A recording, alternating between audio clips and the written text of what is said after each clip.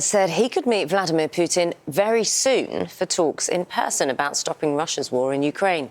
Speaking at the White House, Mr. Trump said talks yesterday between his envoy and Mr. Putin had been highly productive.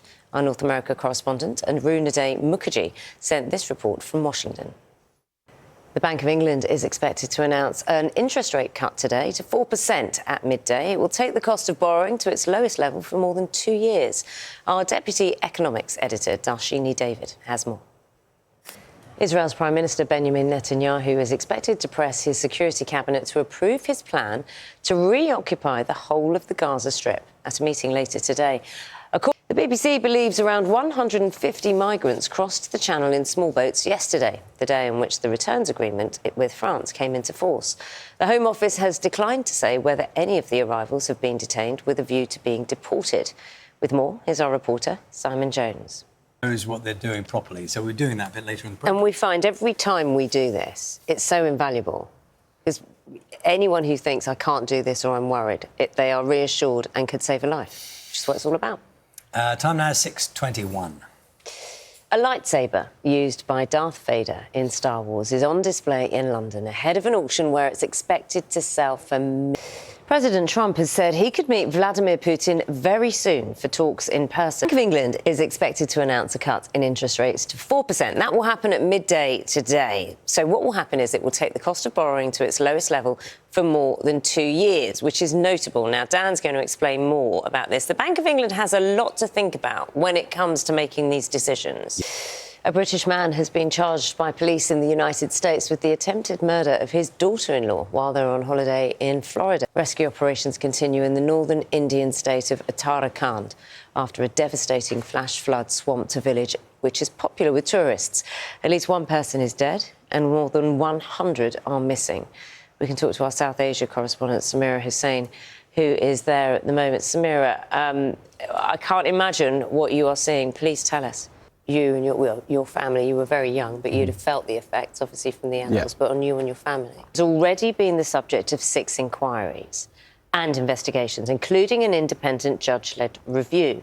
The closed records held at the National Archives contain personal information relating to third-party individuals. The early release of this information would breach those individuals' data protection rights. Let's break that down just a few, so we can explain.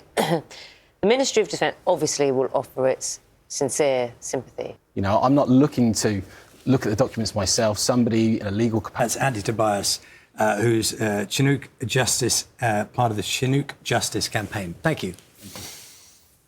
It's 23 minutes past 7. New research has found that for each person waiting more than 18 months for treatment for a physical health complaint in England, there are 12 seeking help for severe mental health conditions. Do challenges facing the industry. Our reporter Tim Muffet is out in Malmesbury this morning and he's getting his hands dirty. Now, the government has announced plans to crack down on dodgy cosmetic practitioners, which it says are exploiting people. It comes after a series of incidents where people have had treatments from practitioners with little or no medical training. The new proposals would mean that high-risk procedures, such as non-surgical Brazilian butt lifts, would only be carried out by suitably qualified health professionals. There are also plans to introduce a licensing system for the use of facial and lip fillers and Botox injections. Restrictions on which procedures will be available to under-18s will also feature in the new guidance. The measures are aimed at protecting the public from the dangers of unregulated practitioners. Where you give acting a try? I do a little bit. Yeah, my brother's got an online thing called Steve Bracknell and I appear in that a little bit, but it's all very sort of casual. But yeah, I'm up for it. I mean, if anybody's watching, I'm open. I'll get my people to talk to your people. Yeah, consider it like an audition, really. Absolutely. Charlie noticed you looking very dapper. Thank you. In your suit. Thank you. And you said you've been after a brown suit for ages. Those moments where an individual, a footballer in this case, reunited with the people who acted in the moment, and they were trained individuals, met people on both sides of this equation, those whose lives have been saved, but also known what to do or tried to do the right thing.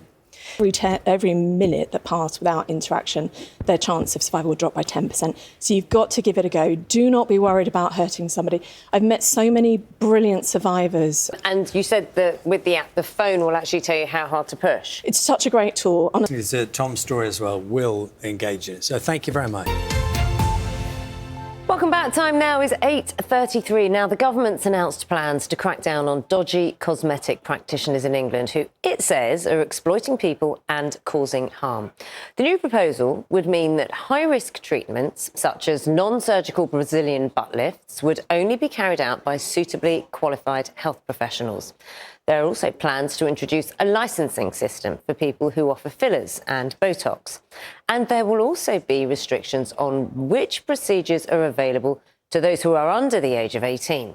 In the last hour, the Health Minister told this programme that the government's measures could lead to fewer rogue practitioners without damaging the industry. There are plans for a crackdown on risky cosmetic procedures such as non-surgical Brazilian butt lifts, as well as the use of facial fillers and Botox injections by unqualified staff.